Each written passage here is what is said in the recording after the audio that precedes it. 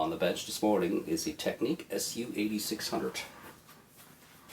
It looks really nice. I love the front plate, really nice and thick. Not one scratch on this amplifier. The wood veneer is in really good shape as well. And the customer got me a to-do list, which I really appreciate. It takes me several days from beginning to end with the videos and editing and stuff like that. So sometimes you do forget, but I won't forget with this. So thank you, Adam. We're going to go through the list together and we'll see what we can find, and we're going to do that right now. Volume scratchy, clean all the pods and switch, check all the bad capacitors, check voltage. Wants me to check the bias. Says the right channel will occasionally go out, but if he around with the selector switch, it comes back. So I could be just a dirty pot, I guess. Take the cover off.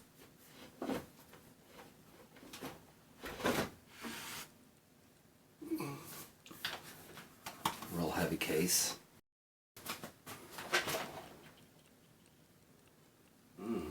The inside is really nice. Nice transformer.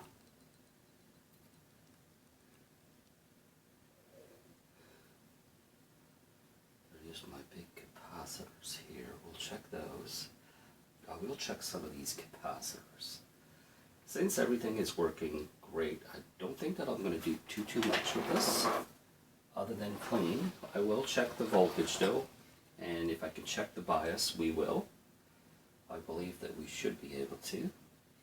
Nothing too complicated. There is a circuit board down here, which is the selector switch down here. I believe the phono will be on this end as well. I'm not sure. We'll have to look at the schematic, and we'll go from there. Right now, I'm going to take the bottom part off. It's quite heavy, actually. Okay, the bottom only comes out partial. Okay.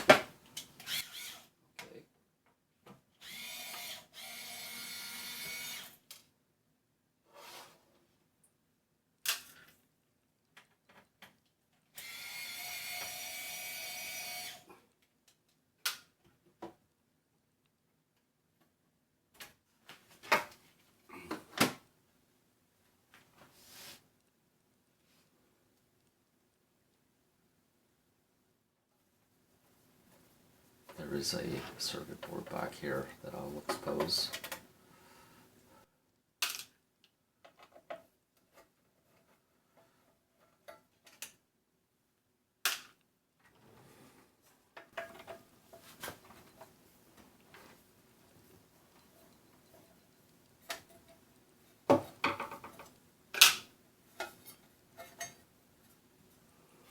And there it is. These caps will be checked as well.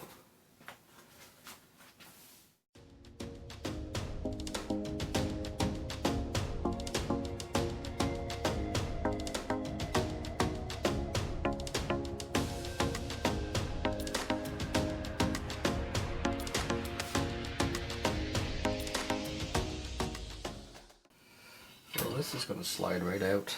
Thick this is, guys. This is unbelievable. This alone weighs about 2-3 pounds.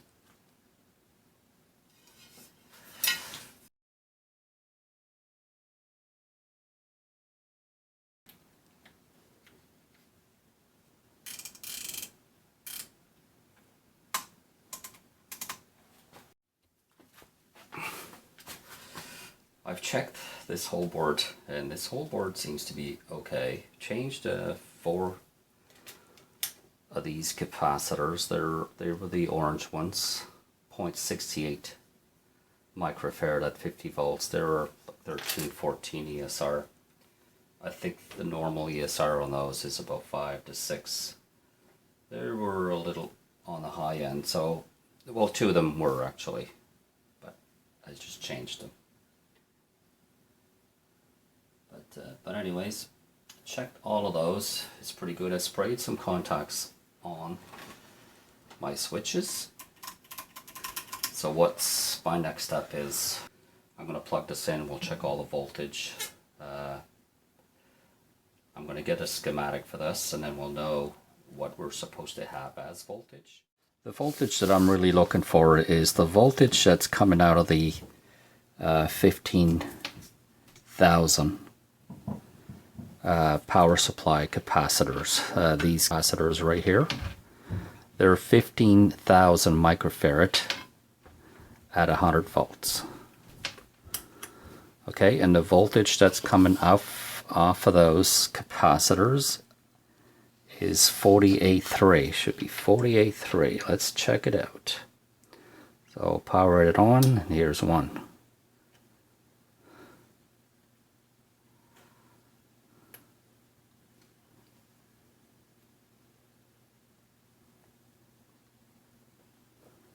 So I'm getting 49. 49. They want 48.3. That's pretty close. So we'll measure the output transistors as well, which are right back here. I don't know if you probably can see it. There's my 49 plus. My minus should be down here. Minus 49. 49 minus 49. So the voltage that I'm getting out of my caps is good. When I turn the power off, the capacitors stay charged for quite a while. So if you're ever going to work on them, make sure that these caps are discharged, because 48 volts is a lot of voltage. You know, you could damage your equipment, or you could get a good shock out of this. So you need to be careful. Okay, just keep that in mind. Okay, I had the front plate out, so I was able to get to the switches. So we'll power this on. And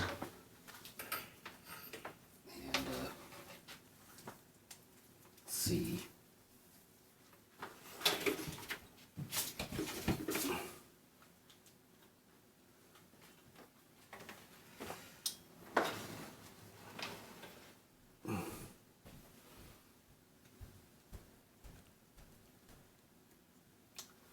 Okay, I noticed the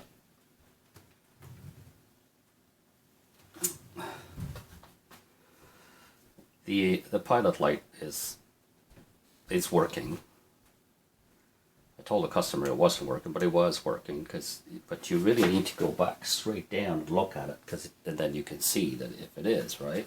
You'll notice that it's soldered crooked in there, and I'm only getting the tip of it. And I believe that that bulb was straightened out, this would come out a little more, and then you'd be able to see the pilot light on every angle, not just straight on. Here's the pilot light here. What I'm going to do is I'm going to try to straighten that bulb out to stick it out more, so you'll be able to see it at every angle, not just straight on. You know what I mean?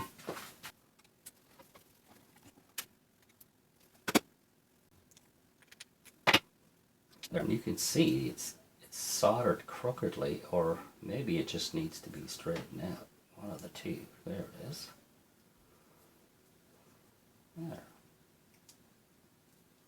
No trouble.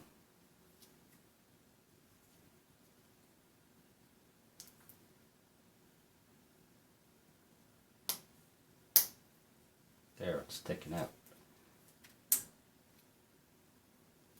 We'll put it back together, and that should fix that issue. It wasn't a big issue, but it was just bugging the hell out of me.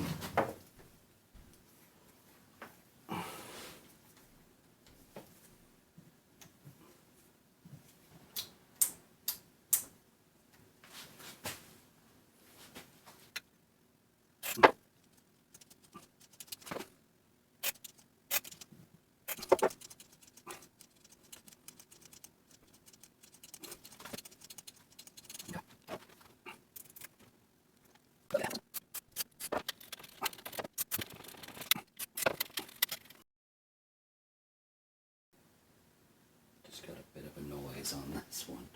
And they're notorious for this. These switches here,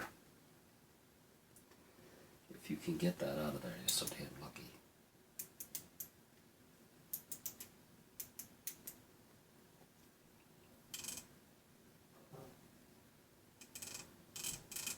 This is not bad. One more night. One more night. Okay, going down the list, it says here the right channel will occasionally go out. But this is the, here's the volume. So we'll test it. Okay, you guys can see this. I have an issue, so we'll take this apart.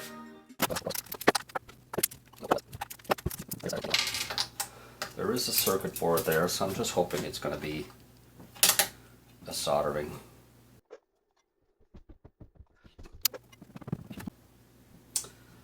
I can't find anything right off the bat, so I'll use the scope.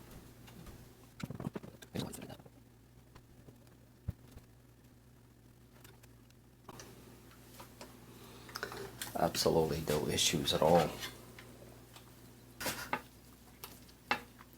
I need to open this up. There are screws here. I didn't think that we can, but take this out. And in order to open this correctly is I'll have to unsolder these 8 pins.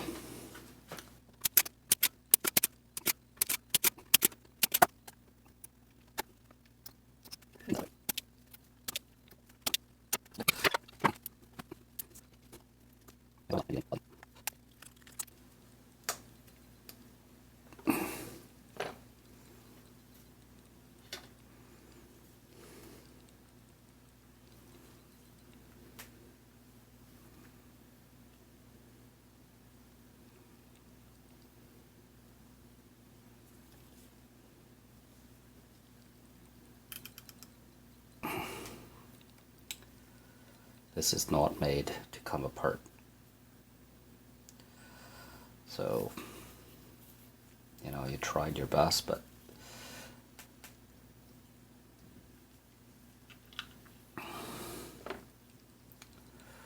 at least this way here, I'll be able to clean maybe.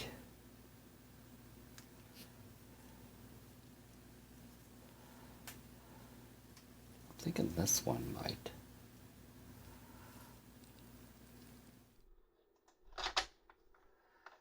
Okay, let's put this back together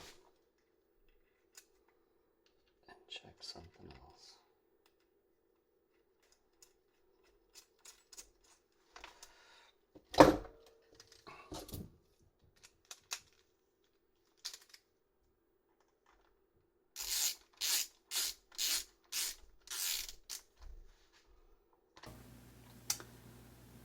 What I've done was I've taken it apart, unsoldered it from the circuit board. You can't really take it apart completely. I don't know, maybe the screws, the long screws were kind of loose. I tightened it up. I'm just hoping for the best here, but if that doesn't help, I cannot repair this. He would have to order or try to find another volume module, or I don't know where you would find one of them, but anyways, it wasn't the soldering. The soldering is all connected. Oh well, it didn't do it since I've done it, but so what I'm going to do is I'm going to put the front plate back on.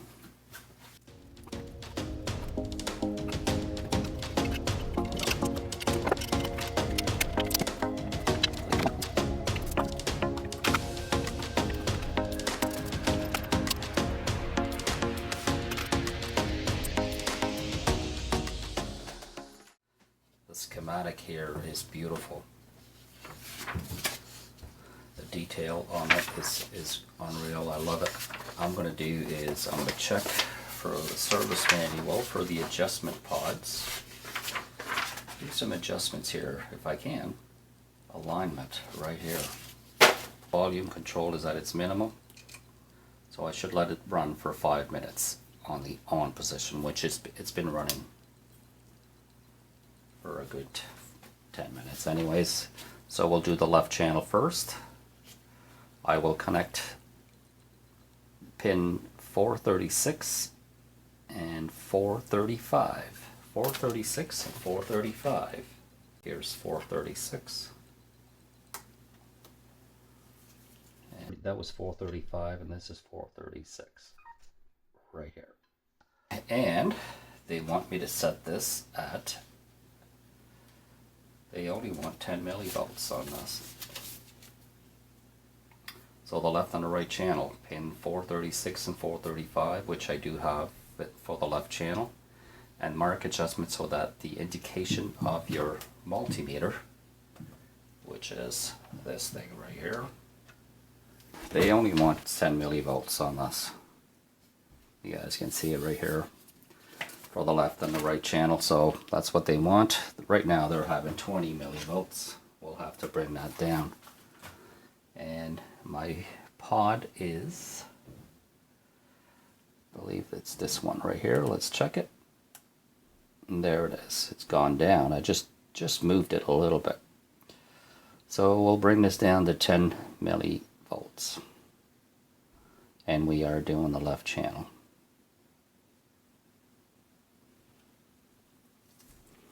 9.9. I'll see if this is going to go up or down. The warm-up period should be there. It's been on for like 15-20 minutes. Yeah, so I'll bring this back up. I usually like to give them like 10.3, 10.4. Then if it goes up and down, it's still in the 10, number 10 range. So I'm quite happy with that. Okay, so that was the left channel. Let's do the right channel.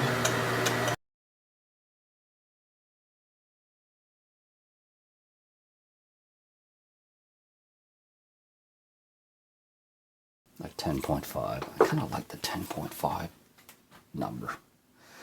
So my bias is set left and right channel, 10 millivolts. Let's check if we have any DC voltage. I don't suspect that we do. I think this thing is working pretty damn good.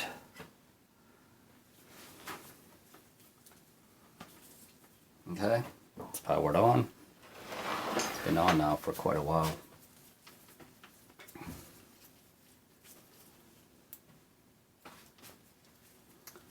Okay, here's one channel.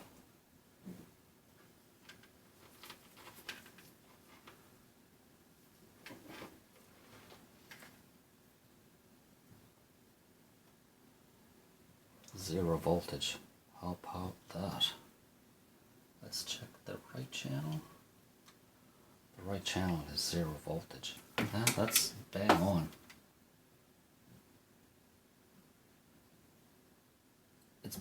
It's bouncing between 0.0 0.1 millivolts.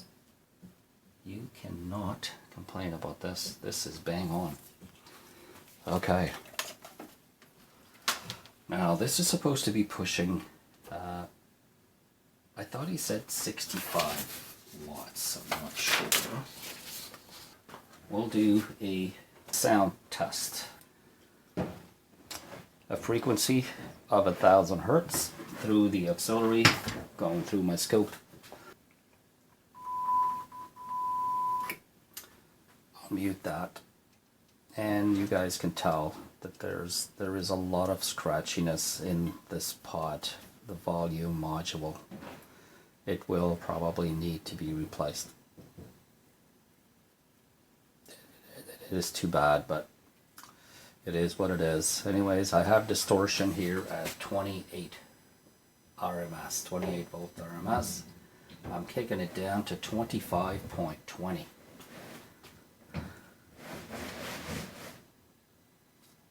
You know, all the other pods are really working well. It is kind of too bad that I'm having an issue, but 25.20 is a powerful amp. So we'll add that up for you guys.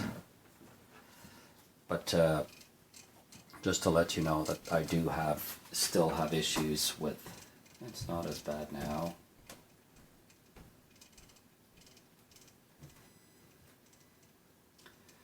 But at least it's not cutting out like it was before. It was cutting out before. This thing is barely making any noise. It's just beautiful. Okay. So there you have it. SU-8600 is a powerful amp. I've straightened out that power lamp. You can see it now from any direction, which is pretty cool. I'm going to put the top back on with this.